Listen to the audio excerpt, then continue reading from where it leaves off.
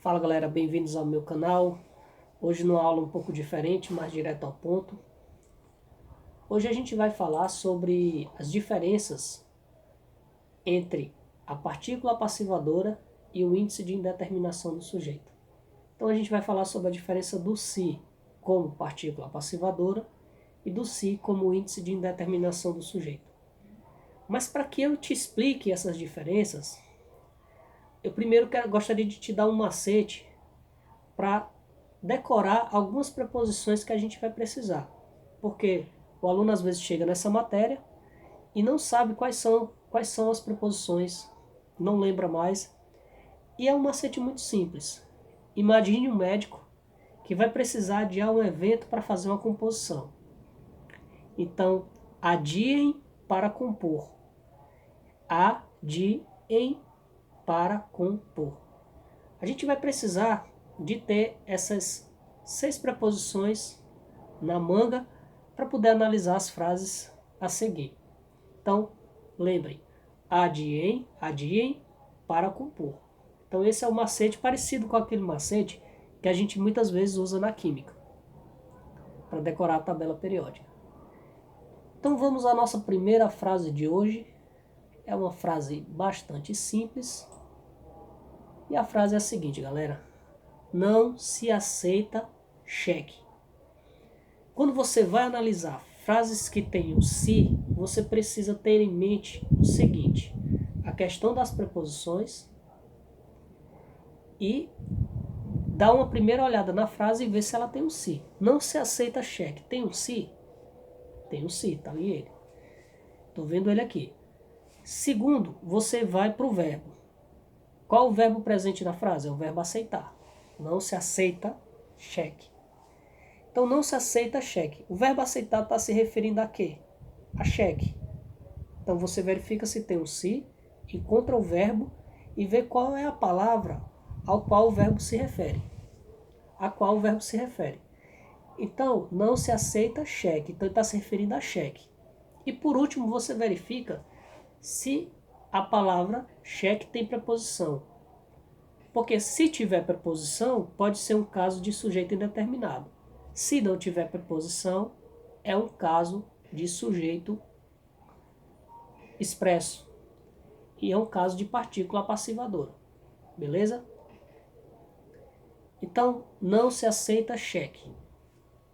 Do lado de cheque tem preposição? Não tem. Então, o que é que eu concluo dessa frase? Que o se, nesse caso, é uma partícula passivadora. E a palavra cheque é obrigatoriamente sujeito. Então, se não tiver preposição, o se é partícula passivadora e a palavra cheque é obrigatoriamente sujeito. Beleza? Então, essa é a nossa primeira frase. Perceba que o que fez o cheque ser sujeito foi que ele não tem preposição associada a ele. Perceba que cheque está sozinho. Se tivesse uma preposição ali, essa palavra cheque já não era mais sujeito e esse se já não era partícula passivadora. Só para fechar essa frase, então se o se é partícula passivadora, essa frase vai estar na voz passiva sintética. Beleza? Então vamos à nossa segunda frase e eu já vou partir para uma frase com preposição para vocês verem a diferença. E a segunda frase que eu gostaria de analisar com vocês será essa aqui. Ó. Essas frases que eu estou passando aqui, todas elas são de partícula passivadora. Posso deixar essa frase aqui, alugam-se cômodos. E vocês me digam se esse se é partícula passivadora e qual é a função sintática da palavra cômodos a partir dessa primeira análise que eu fiz com você. É só você verificar se a frase tem um se, verificar o verbo e a quem o verbo se refere, no caso cômodos. E olhar se do lado de cômodos tem uma preposição. Ah, André, eu não lembro quais são as preposições. Lembre, pegue a frase que eu dei como macete. Adiem para compor.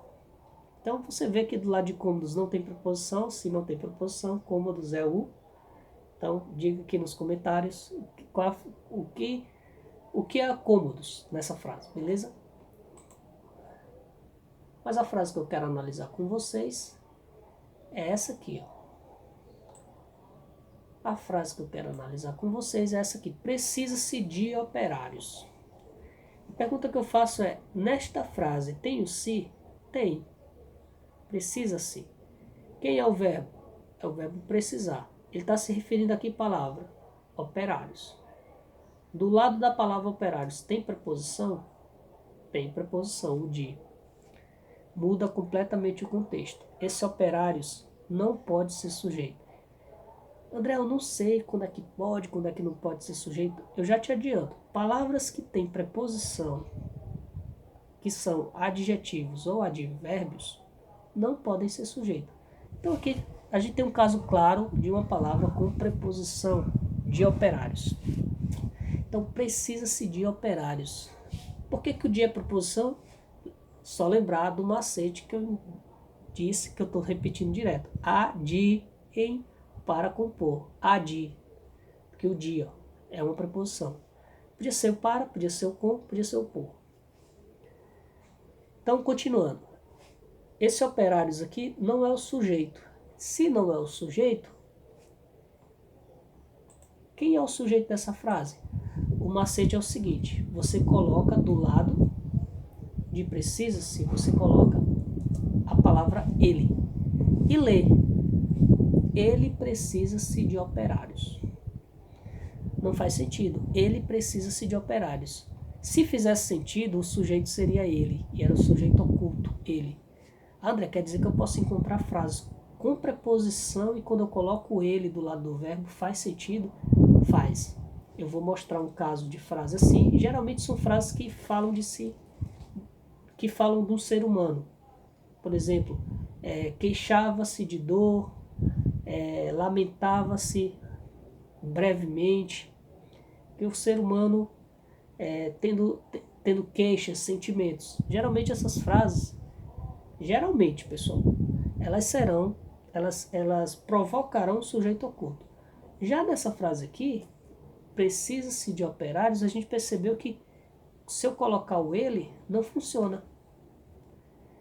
Então pronto, eu coloquei o ele, não funcionou, então eu posso garantir que essa frase, o sujeito é indeterminado. E se o sujeito é indeterminado, esse se é o índice de indeterminação do sujeito, que é o nosso segundo caso de sujeito indeterminado.